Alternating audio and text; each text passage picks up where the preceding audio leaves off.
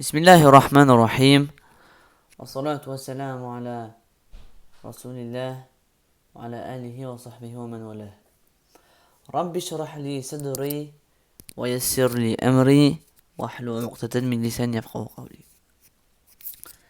Aujourd'hui, nous allons parler sur le mois du Ramadan. Et avant de commencer cette vidéo, nous allons faire une petite dua pour les musulmans qui sont morts à l'attentat en Nouvelle-Zélande. Allahumma arhamhum واغفر لهم وتب عليهم وتقبلهم عندك يا أرحم الراحمين اللهم اجعل لهم مع الشهداء والأبرار يا رب العالمين. بسم الله الرحمن الرحيم. C'est Mohammed, que la paix et les bénédictions de Dieu soient sur lui, qui nous a fait lever les yeux de la poussière du sol pour les diriger vers la grandeur du ciel étoilé au-dessus de nous. C'est Mohammed sallallahu alayhi wa sallam encore qui nous a tirés des profondeurs de l'obscurité pour nous guider vers la grandeur de la lumière de Dieu. C'est notre prophète qui nous a amenés à détruire nos statues de pierre et nos divinités en bois.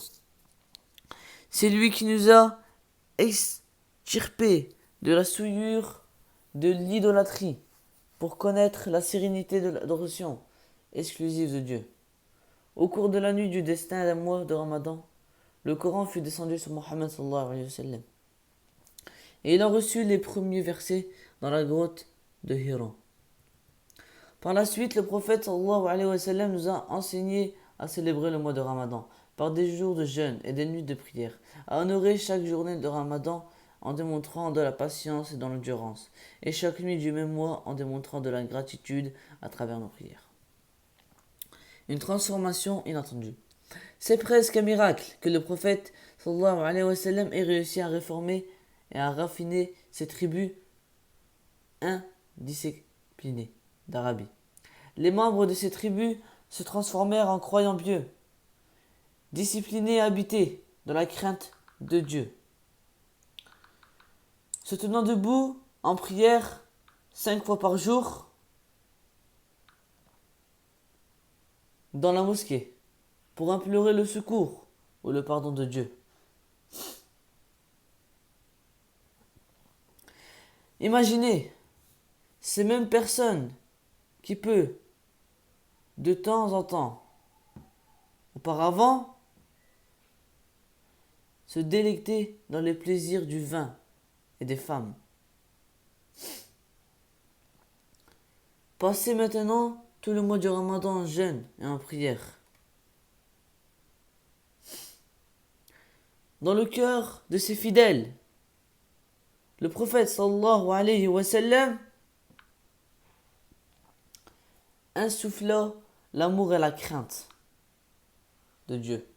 De même qu'une grande comparaison pour l'humanité. Chacun voulait suivre son exemple et souhaitait secrètement devenir l'un de ses plus proches fidèles.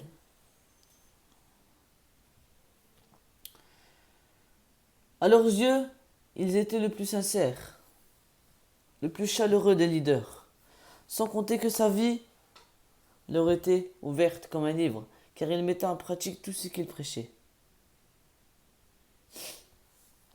Laissez l'esprit régner un maître.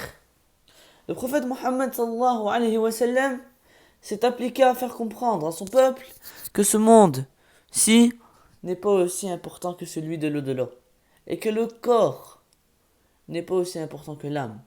Par le jeûne, il leur a enseigné à ignorer leurs besoins physiques, afin que leur esprit prenne le dessus. Laisser tomber la nourriture, l'eau et les relations sexuelles ne servaient que de prélude à l'étape suivante, beaucoup plus importante, combattre au fond de soi-même l'avidité et la cupidité, le désir sexuel et l'indiscipline, et arriver à libérer son esprit des passions et de la colère. À cet égard, le prophète sallallahu alayhi wa sallam a dit: la personne forte n'est pas celle qui est capable de terrasser un adversaire. La personne forte est celle qui arrive à se contrôler lorsqu'elle est en colère. Et au sujet du comportement durant le jeûne, il a dit: le jeûne est comme un bouclier, alors celui qui jeûne doit éviter l'usage de langage vulgaire et les comportements typiques de l'ignorance. Si quelqu'un l'apostrophe ou l'insulte, il doit répondre: je jeûne, je jeûne. L'essence du jeûne, selon le prophète sallallahu alayhi wa sallam, est la volonté de non seulement abandonner l'art de se faire plaisir, mais aussi de ressentir le besoin de son frère comme si c'était le sien. Nul n'avait plus de bonté de cœur, elle était plus généreux que le messager de Dieu, et sa générosité atteignait des sommets durant le mois de Ramadan. Le prophète sallallahu alayhi wa sallam a souligné l'importance de bien traiter les gens alors qu'il dit: rendez les choses faciles aux gens, ne leur compliquez pas, et remontez-leur le moral, ne les faites pas fuir. Il a également dit: les actions les plus aimées de Dieu sont rendre un autre musulman heureux, le soulager d'une épreuve qui l'a affligé, payer une de ses dettes et soulager sa faim. Il m'est plus cher d'aller voir un frère musulman pour combler un de ses besoins que de m'isoler un mois durant dans la mosquée. Le cœur de celui qui jeûne avec sincérité peut arriver à contempler et à reconnaître les innombrables bénédictions de Dieu. C'est pourquoi le prophète sallallahu alayhi wa sallam a demandé à ses fidèles d'éviter la gourmandise. La nourriture de 2 personnes peut satisfaire 3 personnes, et la nourriture de 3 personnes suffit à 4. La bonté dans l'épreuve. Dieu est tout miséricordieux, et nous a manifesté sa miséricorde à nous, ses créatures, en nous envoyant son dernier messager Mohammed sallallahu alayhi wa sallam. Le prophète a dit: soyez miséricordieux envers les créatures de la terre, afin que celui-ci qui est au-dessus du ciel soit miséricordieux envers vous. Le croyant n'est pas celui qui mange en satiété, alors que son voisin a faim.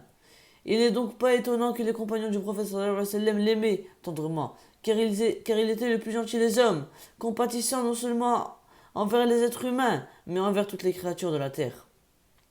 Nul leader de ce monde ne s'est jamais montré plus attentionné envers ses fidèles que ne le fut Mohammed sallallahu alayhi wa sallam. Il ne permit jamais qu'un musulman ait à supporter un fardeau plus lourd qu'il n'en était capable, tel que lui avait appris Dieu. Il était particulièrement conscient des faiblesses des gens, comme le démontre sa considération envers ses fidèles au sujet du jeûne. Il enseignait aux musulmans à retarder le sahur, repas pris tout juste avant l'aube, avant le début de la journée de jeûne, jusqu'à la prière de l'aube, et à ne pas tarder à prendre l'iftar, repas de rupture de jeûne. Après l'appel à la prière du coucher du soleil, afin qu'aucune contrainte inutile ne soit imposée à la personne qui jeûne en prolongeant la période du jeûne. S'il voyageait durant le mois du Ramadan, le prophète sallallahu alayhi wa sallam jeûnait ou non, et il est permis à ses compagnons de choisir entre les deux, chacun selon ses capacités. Il est à souligner que le prophète sallallahu alayhi wa sallam n'est pas spécifié lors des voyages une distance minimale après laquelle une personne est autorisée à rompre son jeûne. Certains de ses compagnons qui partaient en voyage romptaient leur jeûne immédiatement après avoir quitté leur demeure, car ils avaient vu le prophète sallallahu alayhi wa sallam faire de même. De même, durant les périodes de grande chaleur, il était permis de se rafraîchir en se versant de l'eau sur la tête, ce que le prophète sallallahu alayhi wa sallam lui-même faisait. Son exemple dans sa façon de s'associer à ses épouses durant le mois de Ramadan n'était point différent. Il n'interdit que des actions qui pouvaient manifestement affecter le jeûne. Quant aux prières du Tarawih, prières surrogatoires accomplies durant les soirées du Ramadan, on rapporte que le prophète sallallahu alayhi wa sallam, après avoir commencé à les prier en congrégation, cessa de le faire de crainte qu'elles deviennent obligatoires s'il les priait toujours à la mosquée. Ainsi, il démontra par son exemple que les prières du Tarawih sont meilleures lorsque accomplies en congrégation. Il permet une certaine liberté en la matière, par pure comparaison. La retraite dans la mosquée, rafraîchir son âme. L'un des moments les plus importants du Ramadan pour les musulmans est Laylatul Qadr, la nuit du destin, qu'ils recherchent au cours des 10 dernières nuits du mois, est un acte d'adoration que le prophète sallallahu alayhi wa sallam a encouragé durant ces périodes. El-Itfaq, c'est-à-dire une retraite spirituelle dans la mosquée, au cours de laquelle le musulman consacre tout son temps à l'adoration de Dieu. À une époque où les gens rêvent constamment de s'abandonner aux plaisirs éphémères, il est bon de se retirer dans un lieu de prière, de temps à autre. Une telle pratique est bénéfique au renouvellement de la foi et au rapprochement de son Créateur. Le prophète sallallahu alayhi wa sallam nous a donc appris à faire bon usage du mois du Ramadan, en profitant du moment pour contrôler nos passions, renoncer à nos désirs personnels et nous entraîner à la patience et à l'endurance devant l'épreuve. Le prophète nous a également rappelé ce qu'il est de notre devoir d'apporter notre soutien aux moins fortunés que nous, et ce durant toute l'année, mais plus particulièrement durant le mois de Ramadan.